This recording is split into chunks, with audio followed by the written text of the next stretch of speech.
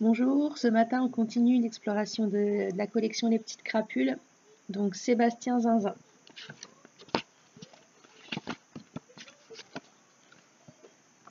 Sébastien et Zinzin, du matin au soir et du soir au matin. Regarde un peu comme il s'habille pour aller à l'école. Zinzin, non? Pour son petit déjeuner, Sébastien Zinzin mange des cornflakes à la moutarde et il boit son chocolat dans un coquetier. À l'école, il adore la leçon de peinture, mais il confond un peu la feuille et sa figure. Il adore aussi le sport. Quel sport préfère-t-il? C'est plutôt difficile à dire. À midi, ses copains lui demandent: Qu'as-tu apporté pour ton déjeuner?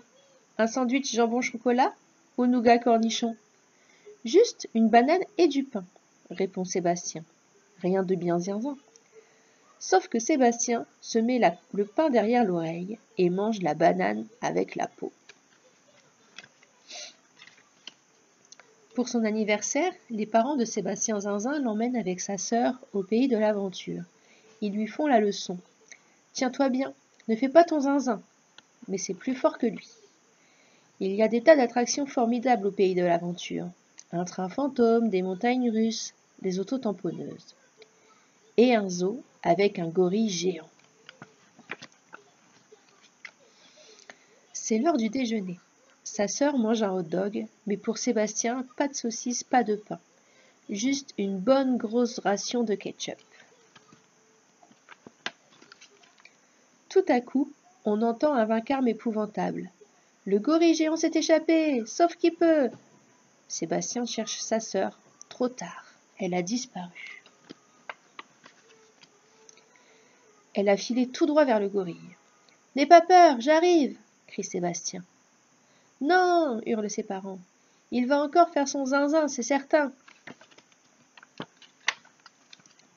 Et Sébastien fait des grimaces zinzin, des bruits zinzin et des tas de trucs de machin zinzin. Le gorille n'en revient pas. Il est tellement étonné qu'il se laisse ramener dans sa cage sans grogner. Tout le monde applaudit Sébastien Zinzin. Le directeur lui offre une médaille et l'entrée libre pour toujours au pays de l'aventure. Tu as agi de façon très raisonnable, dans le genre zinzin, lui dit-il. Sur le chemin du retour, Sébastien a une idée.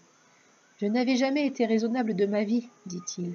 Peut-être que je devrais essayer plus souvent. Ses parents sont ravis. Je commence demain, ajoute Sébastien Zinzin. Et il fait aussitôt une grimace super zinzin.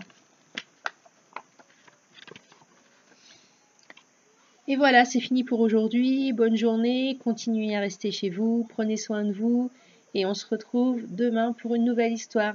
Bonne journée à tous.